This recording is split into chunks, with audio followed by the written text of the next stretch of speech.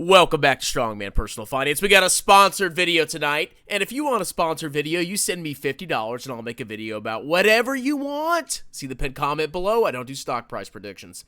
We're going to cover the amazing little-known company that I've never heard of. Just kidding.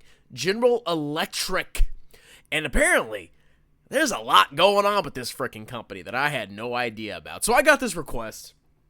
And I thought this was going to be a simple video. Okay, we'll look at the balance sheet and income statement, blah, blah, blah. There's actually a lot of spinoffs and changes, and I'm just going to say degeneracy going on here because that's my favorite word. But GE, this stock that you're looking at, is not the stock of our grandfathers. Oh, no. Or grandmothers, feminism. Let's read this. General Electric Company, doing business as GE Aerospace, designs and produces commercial and defense aircraft engines, integrated engine components, electrical power, and mechanical aircraft systems. The company operates in the U.S., Europa, China, Asia, and the Americas. This company has been around since 1892. So GE did a bunch of spinoffs, okay? They spun off GE Healthcare. I believe they just gave out shares. Basically, this was almost like a conglomerate, and they split up the company by basically creating new companies and giving out shares to current shareholders. So they spun off GE Healthcare, and they spun off GE Vernova on April 2nd, 2024, apparently. And now we're left with this mean and lean aerospace company known as GE. They have inherited the ticker symbol.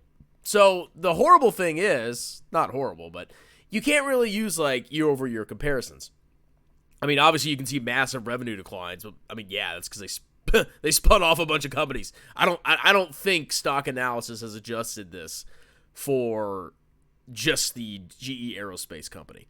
So looking at trends is going to be a little bit difficult, okay? But we're going to do the best that we can. So we're going to go over the earnings deck, and then we're going to go look at the financial statements, because that's what I was paid to do, is read the financial statements. Our purpose: we invent the future of flight, lift people up, and bring them home safely. Didn't an airplane just fall out of the sky in Brazil? I wonder if that was a GE engines, okay? So basically they build engines, it looks like, for private airliners and for the government, okay? So what are some highlights? Double-digit orders, profit, cash flow, accelerating actions to improve output for customers, services growth, and overall 20% profit increase, industry's largest and growing commercial propulsion fleet, and defense and propulsion technologies, profit growing over 70%. So they're showing a lot of profit growth and double-digit orders, et cetera, et cetera, et cetera, okay? So they talk about suppliers here. They talk about performance. So you got to be careful with this. Like, this company's so newly created. What happens is when you compare, you're comparing the new company to the old company. So what the accountants have to do is they have to go back and look at the old company and pretend it was a bunch of other companies so they could separate just this from the current business, if that makes sense. The problem is you can always be creative with how you allocate corporate overhead, because before, GE was multiple companies smacked together, basically. It had multiple different business operations. Since then, they've split off, and now they're their own thing, this GE Aerospace. But the corporate overhead that used to be allocated could have been totally different, and they could have used really weird judgment to determine the changes, okay? So what I would look for is, like, you can't even really look at the past, the comparisons, the year-over-year growth. I would say don't even do that, because this company's so new. I would almost give it time, to be honest. But you can at least look at, like, I think the balance sheet would be pretty useful, okay? But the comparisons is where the issue is, basically. So this is a very complicated business, okay? So they're showing some revenue growth. They're showing profit growth year over year. But like I said, it's hard to compare because it's so new. There's so much newness. And this business is so new because we're operating by itself. You gotta be careful. They raised guidance. Oh my God, everything's great. Okay. They had questions and answers. So they do a reconciliation between adjusted EPS for the prior year. But guess what? This included the combined business versus the adjusted EPS. So what caused earnings per share to go up? Mostly because of changes in operating profit, which could be a lot of just shenanigans with corporate overhead allocation. So that's the big difference here. Apparently a lot more costs were hitting GE Corporate or GE Aerospace when it was a combined company versus what it is right now. That's the vast majority of the difference in earnings per share. So maybe, depending on how they calculated this, maybe the growth isn't that crazy. I don't know. I'm just saying there's a lot going on here. You might just want to wait, okay? Let's see. Commercial. So services, they're saying year over year revenue growth and guidance is going to increase. And they're saying defense and propulsion technologies is going to increase, but not as much. So it looks like a lot of the revenue growth is coming from commercial engines and services versus defense and propulsion technology. This is probably a bunch of contracts. I mean, this probably fluctuates here and there. So what do they have for additional items as of July 23rd, 2024? They have share buybacks. They have a dividend, roughly 30% of net income. That seems sustainable. Interest expense, low, blah, blah, blah, blah, blah. So there's just a ton going on here. It's really hard to understand. Now, we can go look at the financial statements, okay? So I'm assuming that this is just looking at GE Aerospace. Because if we're comparing GE Aerospace to the combined business of the prior year, it's completely useless. So I'm going to assume that that's what that is.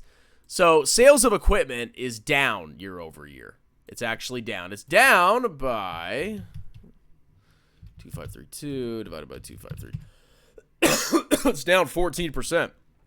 Now, like I said, that could probably fluctuate because of contracts and stuff, but that's something to note there. However, sales of services have grown by 12.5%, and insurance revenues have grown by a decent chunk. So overall, the revenue growth came from sales of services increasing and insurance revenues.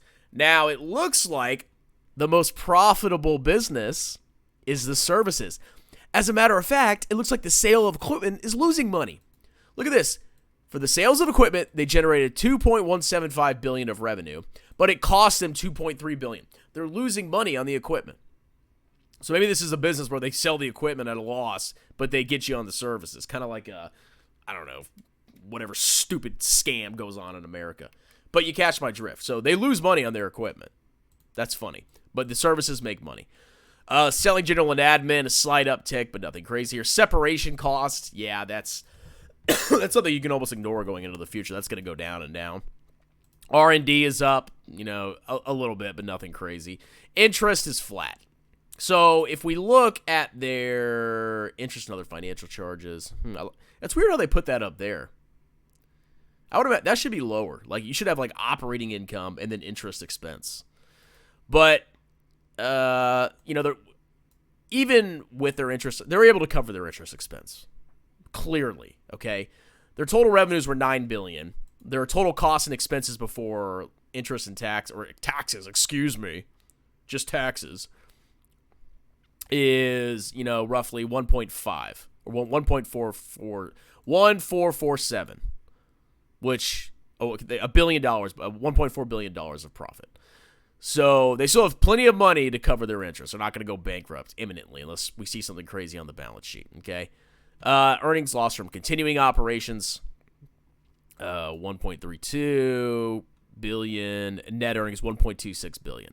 So they're profitable. Great, okay? Let's look at earnings per share. So we see earnings per share is up. Okay. Let's look at the balance sheet. So we got cash down a little bit. Investment securities receivable. So their liquid capital, this is stuff that is cash or can be very, very quickly converted to cash.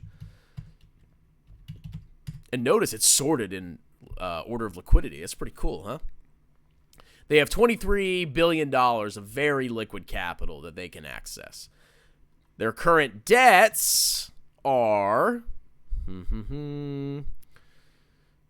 let's see, $32 billion. So their quick ratio, which is a measure of very liquid capital to debts, is below 1, but that's not catastrophic. A lot of businesses operate that. Their total current ratio, when you calculate all their current assets versus all their current liabilities, is over 1.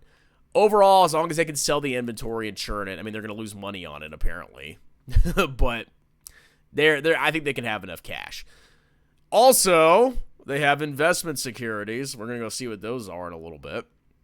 They got a ton of investment securities. Now, these are just like long-term bonds. Yeah, they got a ton of cash, basically. Cash equivalents.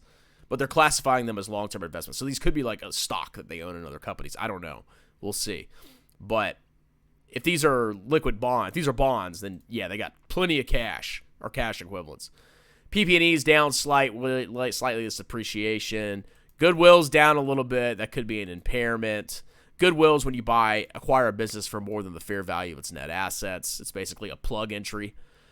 Let's see, intangibles. I don't see any major changes here. They have a total of $123 billion of assets and $104 of liabilities. Let's see, deferred income, long-term borrowings, insurance liabilities, and annuity benefits. You see, this is why I'm like, are they including the old business here? Like, what's up with this insurance liabilities? That seems to be the biggest part of their business right there. Biggest part of their long-term debts, at least. I mean, their long-term debts compared to their long-term assets aren't the best. They have $17 billion of like long-term debt, long-term notes, but they have $7 billion of property, plant, and equipment. So this stuff might be pretty old. It might be pretty old, is what I'm wondering. But that's a decent chunk of debt for not many tangible assets. Okay, unless they spent some of it to buy these investment securities, but I don't know. We'll see. But the vast majority of their long-term debts are these insurance liabilities and annuity benefits. Interesting. I don't know if that's like, what is that? I mean, is this an insurance company? What is this? I don't know. I don't understand what's going on here. I mean, they have insurance revenues. Whatever. Okay, I guess they have an insurance arm, or maybe that's what's spun off. Let's see. Okay. Accumulated other comprehensive income. That's probably for like foreign currency. Nothing crazy there. Retained earnings went down. It's probably because of buybacks and retirements. And then treasury stock. So they're buying back a little bit of shares. So nothing spectacular on the balance sheet. The big questions I have are, what are these investment securities? And what's up with this insurance liabilities? That's what I really want to know, to be perfectly honest. All right, statement of cash flows. So they generated $2.5 billion of positive operating cash flow in the last 6 months. Okay, what are some of the add backs? Nothing really stands out there. Let's see. Receivables, increase in inventory. So we see a pretty big change in increase in inventories. They spent about $600 million more on inventories in June for the 6 months into June this year compared to last year. I mean, that could just be a timing difference, but I guess just keep track of the inventory balance, make sure they're selling it even though they're losing money on it. What a joke. Let's see. Yeah, nothing really crazy here. I mean, the big swing is just this inventory difference, but it could be a timing issue. Depreciation, gains on losses, pension plan, principal pension plans. Interesting. They got pensions. That would be reflected here. The adjustments would be reflected here in accumulated other comprehensive income. My pension, bro. Let's see. Not really a lot of investment in property, plant, and equipment. That's interesting. Sales of retained ownership interests. I'm not sure what they are doing with that. Let's see. Net purchases of insurance investment securities. I guess they have an insurance arm, and they're buying, I guess, long-term bonds, generate yield, and I guess make money. Let's see. But yeah, they do have free cash flow. Let's see. They really increased buybacks. $2.6 billion spent on buybacks in the first 6 months of this year and last year. That's a big thing I noticed. That's a big change. So, big increase in almost $2 billion more spending on buybacks. And swing in inventory. But other than that, I mean, their operating cash flow has grown pretty significantly because the purchase of inventory is actually a negative. So that they were able to generate $2.5 billion of operating cash flow is pretty good. Okay, what do they do? Gains and loss. Oh, here, I didn't even see that. So, yeah, they recognize huge gains on inventory, on equity securities. that really bumped up their profit and loss the prior year. Interesting. Equities, bro. They got equities. All right, let's read some of the notes. Let's see what's going on here. Businesses held for sale. In the fourth quarter, we classified our captive insurance industry into held for sale. We completed the sale to Riverstone for cash. Okay, so they sold their insurance subsidiary. We signed a binding to sell our non-core licensing agreement. Then why do they have the insurance?